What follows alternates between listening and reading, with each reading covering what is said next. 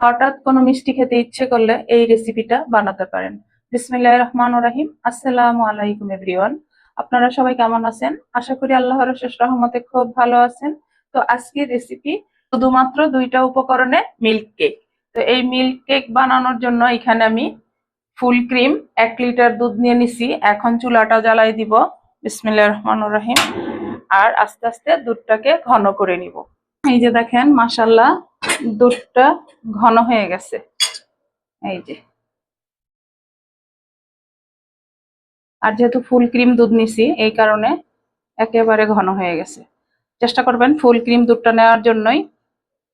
আর বাসায় যখন মিষ্টি খাইতে ইচ্ছে করবে তখন চটজলদি এই রেসিপিটা করে নেবেন। এখন দিয়ে দিব, যে যেমন মিষ্টি খান ওই রকম চিনি দিবেন। চিনির অ্যামাউন্টটা বললাম না আমি। এই যে দেখেন, মাশাআল্লাহ। যদি আজকের এই রেসিপি একটুও ভালো লাগে তাহলে আমার চ্যানেলটা লাইক, শেয়ার, কমেন্টস করে আমার পাশে থাকবেন প্লিজ আমার ভাই বোনেরা। এখন এই পর্যায়ে দিয়ে দিব এই যে এই রকম একটা লেবুর রস। এই যে সামান্য একটু নেড়ে নেড়ে, একটু দানা দানা হবে যেহেতু কেক, এর কারণে কিন্তু সামান্য একটু লেবুর রস দেওয়া হলো। এই লেবুর রসটা চামিচে মাপলে 1 চামচ হবে। এখন শুধু নাড়ার পালা। এখন এই পর্যায়ে দিয়ে দিব আমি 1 চিমটি এলাচ গুঁড়া। এই যে, তাহলে ফ্লেভারটা আরো ভালো আসবে। এই যে দেখেন, মাশাআল্লাহ, এলাচের সেন্ট আর দুধ ঘন হওয়ার সেন্টটা এত সুন্দর আসতেছে যেন মনে হচ্ছে যারা মিষ্টি বানায় তাদের বাড়িতে আছি। এই যে দেখেন, আর দানাটা কিন্তু একেবারে মিহি দানা হয়েছে। এই যে, এর জন্য লেবুর রসটা অল্প করে দিবেন। একেবারে সহজ, মাত্র দুইটা উপকরণেই কিন্তু মিল্ক কেকটা হয়ে যায়। এখন এইখানে আমি সামান্য একটু ঘি দিয়ে দিব। 1 চামচের মতো ঘিটা দিয়ে দিলাম, তাহলে ফ্লেভারটা আরো সুন্দর আসবে। এখন আরেকটু নেড়ে মিশাই দিব। এই যে দেখেন, কেকের জন্য মিল্ক বা দুধটা রেডি হয়ে গেল।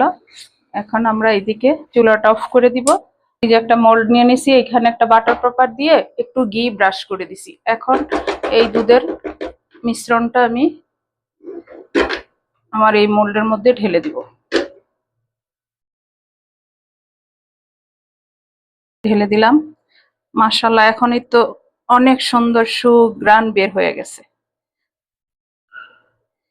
আর এই মিল্ক কেকটা একেবারে সফট হবে।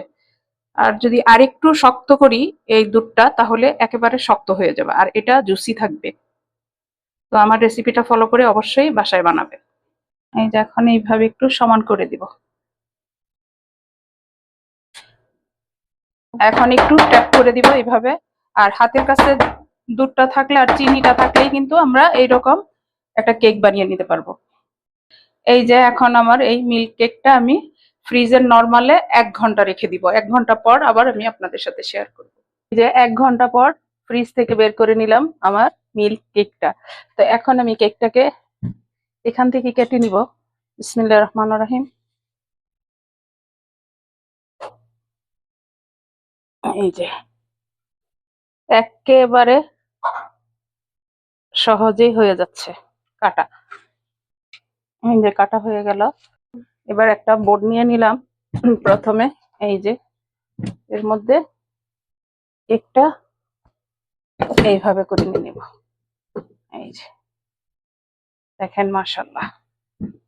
এবার বাটার পেপারটা উঠাই নিব। এবার এই যে দেখেন,